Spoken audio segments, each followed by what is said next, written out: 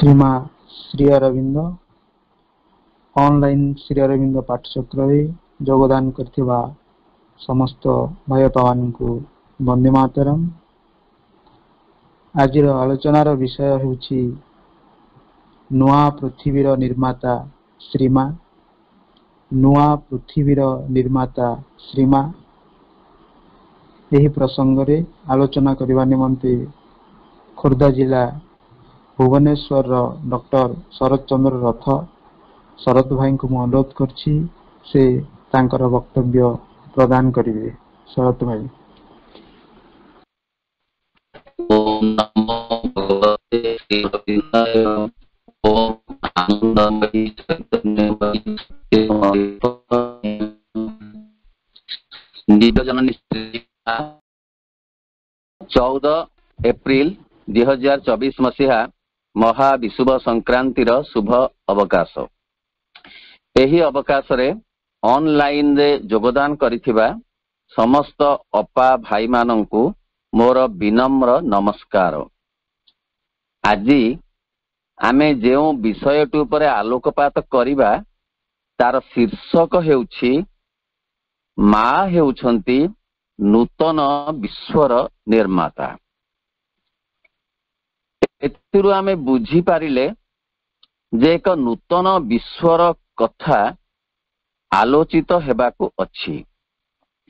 ता पूर्वरु आमे देखिबा ए मा किए जहांकु ए पृथ्वी विनम्र प्रणाम जनाए अहरह, जहांकु केवल श्री अरविंद ही बुझी पारंती अन्य केही नुहे। मा हेउछंती भगवानंकर चेतना ओ शक्ति बा एपरि कहा जाय पारे जे ते हेउछंती स्वयं भगवान जिए एंड वंडरफुल फायर बोली प्रभु श्री अरविंद कहती।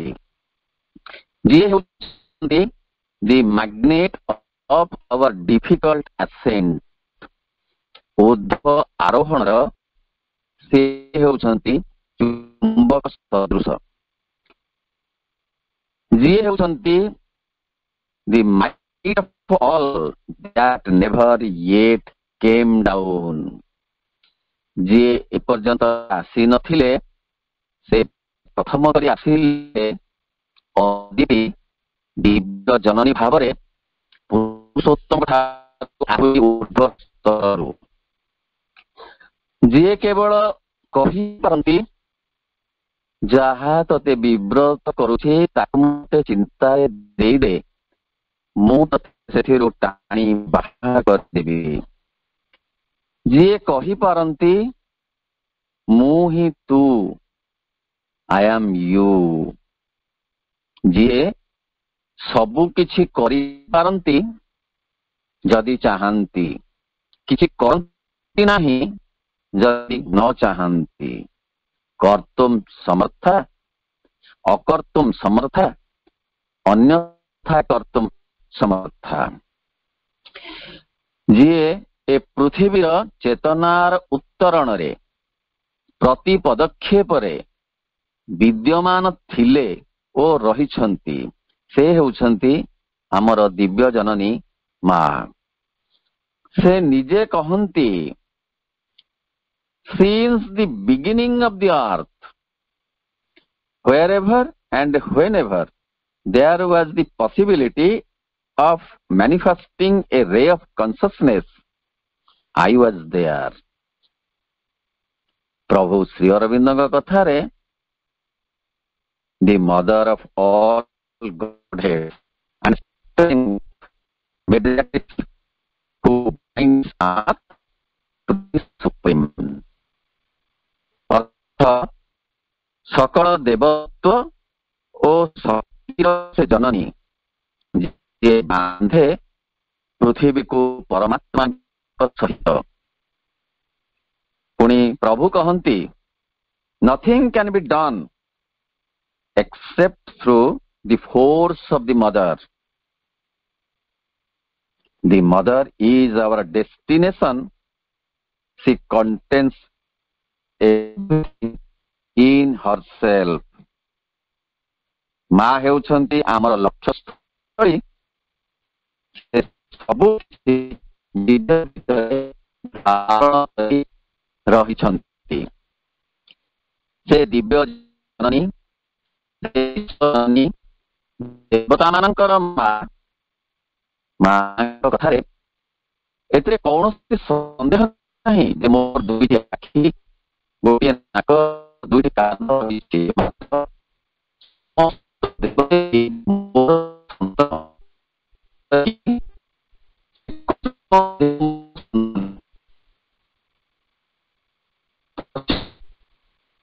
ମା ନିଜ ସମ୍ପର୍କରେ କହନ୍ତି, you have no idea that the whole world, the entire universe bows down to me. You do not know who I am. ତାଙ୍କୁ ଜାଣୁନା, କେହି ତାଙ୍କୁ ବୁଝି ପାରୁନା। ତାଙ୍କୁ ବୁଝିବେ ଆଗାମୀ ଦିନରେ ଅତି ସେମାନେ ହିଁ ତାଙ୍କୁ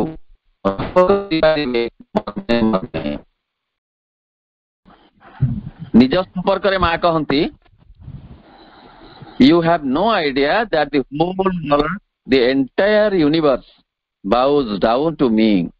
You do not know who I am.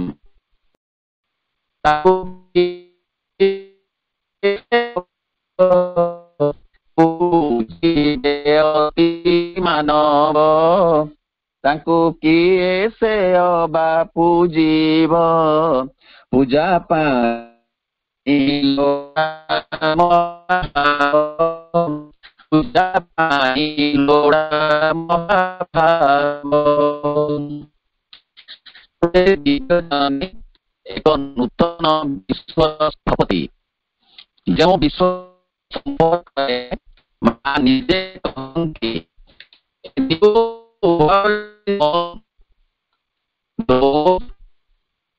who wants to have a place it must sincerely prepare themselves for it. ଏକ ନୂତନ ପୃଥିବୀ ଜନ୍ମ ଲାଭ କରିଛି। ଯେଉଁମାନେ ସେହି ପୃଥିବୀ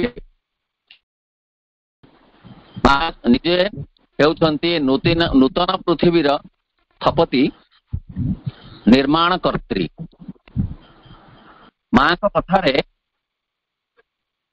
a new world is born. All those who want to have a place in it must sincerely prepare themselves for it. ଅର୍ଥ, ଏକ ନୂତନ ପୃଥିବୀ ଜନ୍ମଲାଭ କରିସାରିଛି। ଯେଉଁମାନେ ଏଥିରେ ତାଙ୍କର ସ୍ଥାନ ସଂରକ୍ଷଣ କରିବା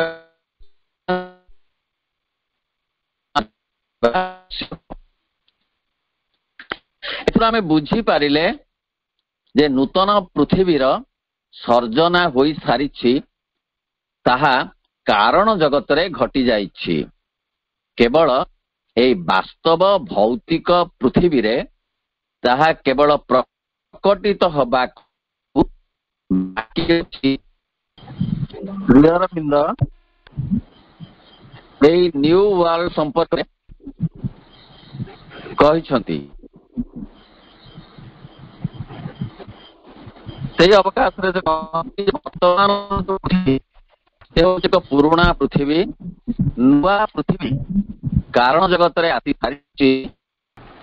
ମା କହନ୍ତି, a new world is born.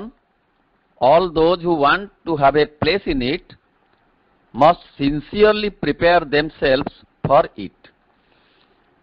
ଏଥିରୁ ଆମେ ସ୍ପଷ୍ଟ ଭାବରେ ଅବଗତ ହେଲୁ ଯେ ଗୋଟେ ନୂତନ ପୃଥିବୀ ଜନ୍ମଲାଭ କରିସାରିଛି। ଯେଉଁମାନେ ଏଥିରେ ସ୍ଥାନ ସଂରକ୍ଷଣ କରିବାକୁ ଚାହାନ୍ତି, ସେମାନେ ନିଜକୁ ପ୍ରସ୍ତୁତ କରିବା ଆବଶ୍ୟକ।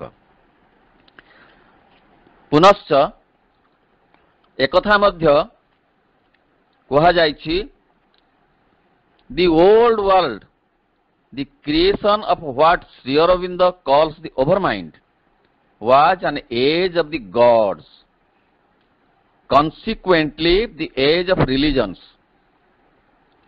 And now all these things seem so old, so out of date, so arbitrary, such a travesty of the real truth. In the supramental creation, there will be no longer be any religion. अर्थात पुराणा पृथ्वी जहाँकि श्री अरविंद भाषा रे अधिमानसर सृजन ताहा स्वभावतः थिला देवता मानकर जुग एवं धर्म समूहर जुग एवं वर्तमान ए जावत एहा मने हुए एकांत पुरुणा एकांत समय संगति रहित एकांत अजौक्तिक प्रकृत सत्यर विकृति अतिमानस सृष्टि रे कौनसी धर्मर स्थान नाही। एई अतिमानस शक्तिर अवतरण घटिथिला 1950 मसीहा डिसेम्बर 5 तारिख रे श्री अरविंद देहरे। एही चेतनार अवतरण फल रे गोटे आलोडन पृथ्वी रे घटिची। एहार चापरे विशृंखला एवं विक्षोभ अधिकरु अधिक अनुभूत हेउछि। वास्तव रे एहा एक जुग संधिक्षण। गोटे जुग जाउछि मात्र जाई नाही, आउ गोटे जुग आसुछि मात्र आसी नाही। आम पाखरे एतेबेले निष्पत्ति करिबाकू अछि। आमे पुरुणा जुगरे अर्थात पुरुणा पृथ्वीर अधिवासी होई रहिबु ना नूतन पृथ्वीर अधिवासी हेबाकू प्रयास करिबु। स्मरण को आसे श्री प्रपत्ति कथा।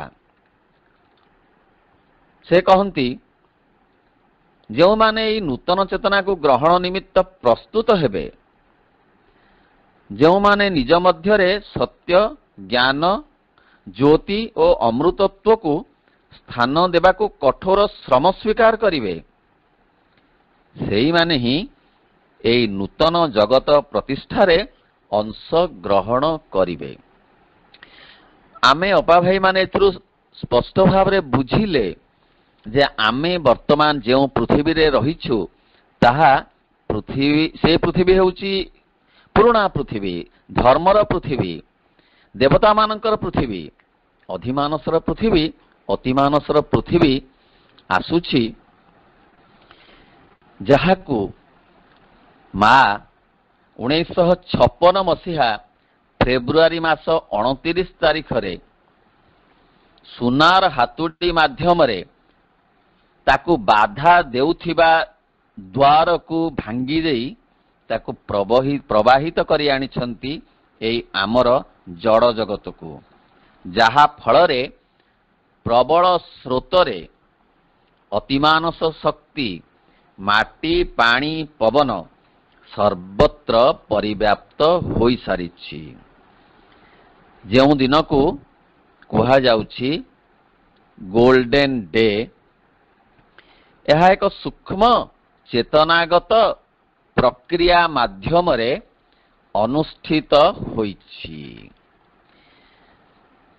जहा प्रभु स्थिर करिथिले ताहाकू मा कार्यकारी कले। मां को कथा रे ओ Lord thou hast willed and I execute, a new light breaks upon the earth, a new world is born, the things that were promised are fulfilled। अर्थात हे प्रभु तुमे जहा संकल्प करिछ मु ताहा कार्य रे परिणत करुछि। पृथ्वी पृष्ठरे ଏକ ନୂତନ ଆଲୋକ ପ୍ରକାଶିତ ହେଉଛି। ଏକ ନୂତନ ଜଗତ ଜନ୍ମଲାଭ କରିଛି। ଯେଉଁ ସବୁ ବିଷୟରେ ପ୍ରତିଶ୍ରୁତି ଦିଆ ହୋଇଥିଲା ତାହା ପୂର୍ଣ୍ଣ ହୋଇଛି। ଏହି ନୂତନ ପୃଥିବୀର ନିର୍ମାଣରେ ଆମମାନଙ୍କର ଭୂମିକା ମଧ୍ୟ ରହିଛି। କାରଣ ବର୍ତ୍ତମାନର ମାନବ ସମାଜ ଏକ ବିବର୍ତ୍ତନଗତ ସଙ୍କଟ ବାଟ ଦେଇ ଗତି କରୁଛି। ସେ ଏକ ଦୋଛକି ରାସ୍ତାରେ ପହଞ୍ଚିଛି। ସତ୍ୟ ବା ରସାତଳକୁ ତାର ଗତିପଥ ନିର୍ଦ୍ଧାରିତ ହେବାର ଅବସ୍ଥାରେ କଥାଟି ରହିଛି।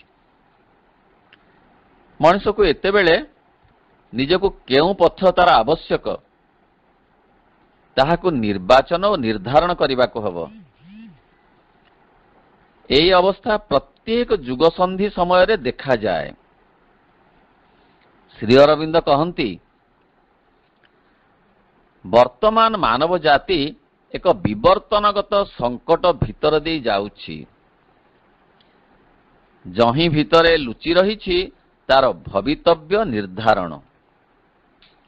କାରଣ ସେ ପହଞ୍ଚିଛି ଏମିତି ଏକ ପର୍ଯ୍ୟାୟରେ ଯେତେବେଳେ କେତେଗୋଟି ଦିଗରେ ମଣିଷର ମନ ପ୍ରଚଣ୍ଡ ବିକାଶ ସାଧନ କରିଛି, କିନ୍ତୁ ଅନ୍ୟ ଦିଗମାନଙ୍କରେ ତାହା ରହିଛି ସ୍ଥାଣୁ, କିଂକର୍ତ୍ତବ୍ୟ ବିମୂଢ଼ ତଥା ଦିଗ୍ଭ୍ରାନ୍ତ। ଅବଶ୍ୟ ଏଥି ସଙ୍ଗେ ସଙ୍ଗେ ଶ୍ରୀ ଅରବିନ୍ଦ ଆଶାବାଦୀ ଯେ ମଣିଷର ଚେତନା ଭିତରେ ରହିଥିବା ଦିବ୍ୟତା ଆପଣାକୁ ନିଶ୍ଚିତ ଭାବରେ ପ୍ରକଟ କରିବ।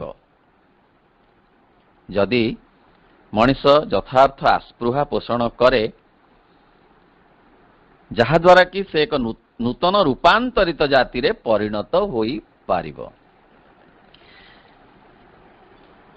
ପ୍ରତ୍ୟେକ ଚେତନା ପ୍ରଥମେ କାରଣ ଜଗତରୁ ଆରମ୍ଭ ହୁଏ, ପରେ କାର୍ଯ୍ୟ ଜଗତକୁ ତାହା ଆସେ। ଏହି ପରିପ୍ରେକ୍ଷ୍ୟରେ ସ୍ମରଣକୁ ଆସେ ଦ୍ୱାପର ଯୁଗର ମହାଭାରତର ଯୁଦ୍ଧକାଳୀନ ପରିବେଶ। ସେତେବେଳେ ଶ୍ରୀକୃଷ୍ଣ କହିଛନ୍ତି ଅର୍ଜୁନଙ୍କୁ, ହେ ଅର୍ଜୁନ, କାରଣ ଜଗତରେ ମୁଁ ସମସ୍ତଙ୍କୁ ନିହତ କରିସାରିଛି, କେବଳ ତାହା କାର୍ଯ୍ୟ ଜଗତରେ ପ୍ରତିଫଳିତ ହେବାକୁ ଅପେକ୍ଷା କରି ରହିଛି। ଏକାଦଶ ଅଧ୍ୟାୟରେ ବିଶ୍ୱରୂପ ଦର୍ଶନ ଯୋଗରେ ଶ୍ରୀମଦ୍ ଭଗବତ ଗୀତାରେ ଶ୍ରୀକୃଷ୍ଣ ଏକଥା କହିଛନ୍ତି। କାଳୋସ୍ମି ଲୋକକ୍ଷୟକୃତ୍ ପ୍ରବୁଦ୍ଧୋ ଲୋକାନ୍ ସମାହର୍ତ୍ତୁମିହ ପ୍ରବୃତ୍ତଃ ଋତେପି ତ୍ୱାଂ ନ ଭବିଷ୍ୟତି ସର୍ବେ ଯେବ ସ୍ଥିତା ପ୍ରତ୍ୟନିକେଷୁ ଯୋଧାଃ ତମାତ୍ ତ୍ୱମୁତିଷ୍ଠ ଯଶୋଲଭସ୍ୟ ଜିତ୍ୱା ଶତ୍ରୁନ୍ ଭୁଙ୍କ୍ଷ ରାଜ୍ୟଂ ସମୃଦ୍ଧଂ ମୟୈବୈତେ ନିହତାଃ ପୂର୍ବମେବ ନିମିତ୍ତ ମାତ୍ରଂ ଭବସବ୍ୟସାଚିନ୍। ତାର ଅନୁବାଦ ଏହିପରି। ଆମ୍ଭେଟି ଉତ୍କଟ କାଳ ଲୋକ ସଂହାରକ, ପ୍ରବୃତ୍ତ ହୋଇଛୁ ଏଥି ଲୋକ ସଂହାରଣେ, ତୁମ୍ଭେ ଯୁଦ୍ଧ ନ କଲେ ହେଁ ନ ରହିବେ କେହି, ପ୍ରତିପକ୍ଷ ଅନିକିନି ସ୍ଥିତ ଯୋଦ୍ଧୃଗଣେ। ତେଣୁ ଉଠ, ଲଭ ଯଶ, ଶତ୍ରୁ ଜୟ କରି, ଧନ ଧାନ୍ୟ ପୂର୍ଣ୍ଣ ରାଜ୍ୟ ସୁଖେ ଭୋଗ କର, ଆମ୍ଭରେ ହିଁ ସର୍ବେ ହତ ହୋଇଛନ୍ତି ପୂର୍ବେ, ସବ୍ୟସାଚୀ ହୁଅ ତୁମ୍ଭେ ନିମିତ୍ତ ମାତର। ଏହାପରେ ଅର୍ଜୁନ ଯାହା ଦେଖିଲେ ସେ ନିଜକୁ ବିଶ୍ୱାସ କରିପାରିଲେ ନାହିଁ। ସେ ଦେଖିଲେ ସମସ୍ତ ରାଜାଙ୍କ ସହିତ ଧୃତରାଷ୍ଟ୍ରଙ୍କର ପୁତ୍ରମାନେ ଭୀଷ୍ମ, ଦ୍ରୋଣ, କର୍ଣ୍ଣ ଏବଂ ପ୍ରଧାନ ପ୍ରଧାନ ଯୋଦ୍ଧାଗଣ ଶ୍ରୀକୃଷ୍ଣଙ୍କର ବିଶ୍ୱରୂପର ମୁଖ ଗହ୍ୱରରେ ପ୍ରବେଶ କରୁଛନ୍ତି। କାହାର କାହାର ମସ୍ତକ ଚୂର୍ଣ୍ଣ ବିଚୂର୍ଣ୍ଣ ହୋଇଯାଇଛି ଏବଂ ତାହା ଶ୍ରୀକୃଷ୍ଣଙ୍କର ଦନ୍ତ ସନ୍ଧିରେ ଲାଗି ରହିଛି। ଅବଶ୍ୟ ଏତେ କଥା ଜାଣିଲା ପରେ ଶୁଣିଲା ପରେ ତଥାପି ବିଶ୍ୱାସ ଆମର ହେଉନାହିଁ ଯେ ସତରେ ଏମିତି ଏକ ପୃଥିବୀ ଆସିବ, ଏମିତି ଏକ ସ୍ପେସିସ୍ ଆସିବେ। ଏହାର କାରଣ ହେଉଛି ଅଜ୍ଞାନତା। ଆମ ଅଜ୍ଞାନତା ଆମ ଅବିଶ୍ୱାସର ମୁଖ୍ୟ କାରଣ। ଏ ସମ୍ପର୍କରେ ମା କହନ୍ତି ଏହା ଘଟିବ ହିଁ ଘଟିବ, ଏଥିରେ ସନ୍ଦେହର ଅବକାଶ ନାହିଁ। ଏକାନ୍ତ ଅନ୍ଧ ଅନିଚ୍ଛୁକ ବ୍ୟକ୍ତି ସେଦିନ ବିଶ୍ୱାସ କରିବାକୁ ବାଧ୍ୟ ହେବେ ଯେ ଘଟଣାଟି ଘଟିଲା, ଅର୍ଥାତ୍ ତାହା ସମସ୍ତଙ୍କର ବିଶ୍ୱାସର ପରିସରକୁ ସେଦିନ ନିଶ୍ଚୟ ଆସିବ। ଗୋଟିଏ ସଭା ହେଉଥିଲା, ସେଇଠି ନ୍ୟୁ ୱାର୍ଲଡ ସମ୍ପର୍କରେ ଚର୍ଚ୍ଚା ହେଉଥିଲା। ଏକଥା ଶୁଣିଲା ପରେ ଜଣେ ବକ୍ତାଙ୍କୁ ପ୍ରଶ୍ନ କଲେ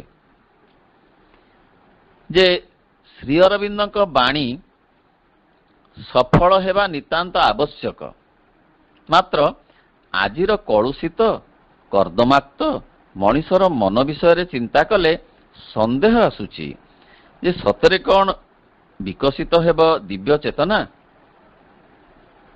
ଏକଥା ଶୁଣି ସେ ବକ୍ତା ଜଣକ ବୁଝେଇ କହିଲେ, ମୁଁ ଦେଖୁଛି ଯେତେବେଳେ ପଙ୍କ ଭିତରୁ ବିକଶିତ ହେଉଛି ପଦ୍ମଫୁଲ, ସେତେବେଳେ ମୋ ଭିତରେ ବିଶ୍ୱାସ ଆସୁଛି ଯେ କର୍ଦ୍ଦମାକ୍ତ ମନ ଭିତରୁ ହିଁ ପ୍ରକଟିତ ହେବ ଅତିମାନସ।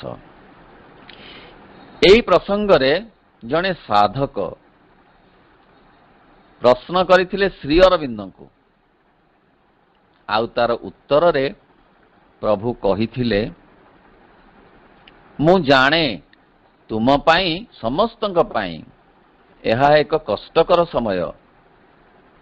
ସମୁଦାୟ ପୃଥିବୀରେ ମଧ୍ୟ ଅନୁରୂପ ଅବସ୍ଥା, ବିଶୃଙ୍ଖଳା, ବାଧାବିଘ୍ନ, ଅରାଜକତା ଓ ବିକ୍ଷୋଭ ସର୍ବତ୍ର ଅତି ସାଧାରଣ ଅବସ୍ଥା ହୋଇପଡ଼ିଛି।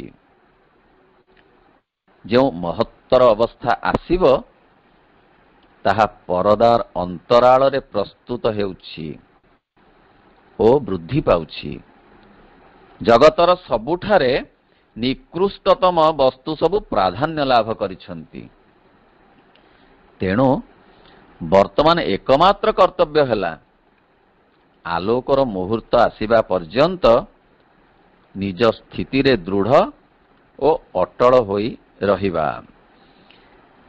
ଏହି କଥାର ମର୍ମବାଣୀରୁ ଏତିକି ବୁଝାପଡ଼େ ଯେ ଉଷା ପୂର୍ବରୁ ଅନ୍ଧକାର ସବୁଠାରୁ ଗଭୀର ଥାଏ, ସ୍ୱାଧୀନତା ପୂର୍ବରୁ ପରାଧୀନତା ସବୁଠାରୁ ତୀବ୍ର ଥାଏ। ସେହି ପରିପ୍ରେକ୍ଷୀରେ ବିଚାର କଲେ ବର୍ତ୍ତମାନର ଯେଉଁ ଅବ୍ୟବସ୍ଥା, ବିଶୃଙ୍ଖଳା, ବିକ୍ଷୋଭ ସବୁ ଅନୁମାନ କରିହେବ ଯେ ଏହା ପରେ ପରେ ଶୃଙ୍ଖଳା ଆସୁଛି, ସଂହତି ଆସୁଛି ଏବଂ ପ୍ରକୃତରେ ଏକ ନିର୍ମଳ ଅବସ୍ଥା ଆସୁଛି। ମାଙ୍କ କଥାରେ the world is preparing for a big change. Will you help? big change ଟି ଏଇଆ ଯେ ନୂତନ ଜଗତର ନିର୍ମାଣ ଓ ପ୍ରାଣ ପ୍ରତିଷ୍ଠା। ଆମେ ଏତେବେଳେ କି ଭାବରେ ମାଙ୍କୁ ସହଯୋଗ କରିବା? ଯୋଗ ତ ମା କରିବେ, କାରଣ ଆମେ ସେ ଯୋଗ କରିପାରିବା ନାହିଁ। ଭଗବାନ ହିଁ ସାଧକ, ଭଗବାନ ହିଁ ସାଧନା, ଭଗବାନ ହିଁ ସିଦ୍ଧି। आमे केवल टिकिए तांकु सहयोग करिबा। जेतेबेले पशुरु मनुष्यर उद्भव हैला सेतेबेले पशु सहयोग करिथिला पूर्ण भावरे, जदिबा प्रत्यक्ष भावरे नहेले मध्य से विरोध करि नथिला, जहा फलरे मा प्रकृति माध्यमरे पशुर लाबोरेटरी मनीषर उद्भव कराई पारिले। मात्र वर्तमान मनीषर लाबोरेटरी जेतेबेले अतिमानवर सृष्टि हेबाकू जाउछि सेतेबेले प्रकृति हातरे जदि मा दायित्व देबे ताहाले प्रकृति को एथिपाई 3 लक्षरु ऊर्ध्व वर्ष लागिबो। सेही अत्यधिक समय सीमा को कमेइबा पाई मांकर आ श्री अरविंदंकर आविर्भाव एवं कठोर साधना। एतेबेले आमर टिके सहयोग एकांत काम्य। आम सहयोग हेउछि आमर सम्मति, आमर आग्रह, आमर आंतरिकता, जहाकू कुहा जाउछि आस्पृहा बा अभिप्सा। भगवान को प्रति नूतन पृथ्वी प्रति असीम आग्रह और अमाप आंतरिकता र अन्य नाम आस्पृहा बा अभिप्सा। एथिपाई दरकार अछि समर्पणर भाव। समर्पण रे एई जोगर आरंभ, समर्पण रे एई जोगर शेष। आरंभ रे समर्पण, शेष रे समर्पण। मां को कथारे the decision to hand over the responsibility of your life to the divine, एई होउची समर्पणर मर्म कथा। निजर जीवनर समस्त दायित्वर हस्तांतरर अन्य नाम समर्पण। पुणी मां कहती the path is long but self surrender makes it short.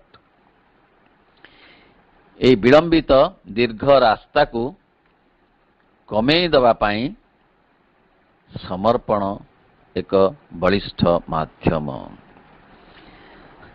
शरीर देईदब तार समस्त कर्म, प्राण देईदब तार समस्त वासना, मन देईदब तार समस्त चिंता। मां को कथारे जहा तते विव्रत करूची ताको मते चिंतारे देई दे, मु तते सेथिरु टाणी बाहर करिदेबी। प्रभु कहती समर्पण करने को हब भगवान को पाखरे और भागवती शक्ति को पाखरे।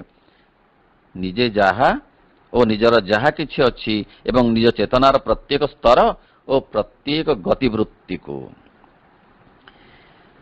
समर्पणर महत्व प्रसंग पुराण मानंकरे तथा इतिहास रे मध्य देखिबा को मिले।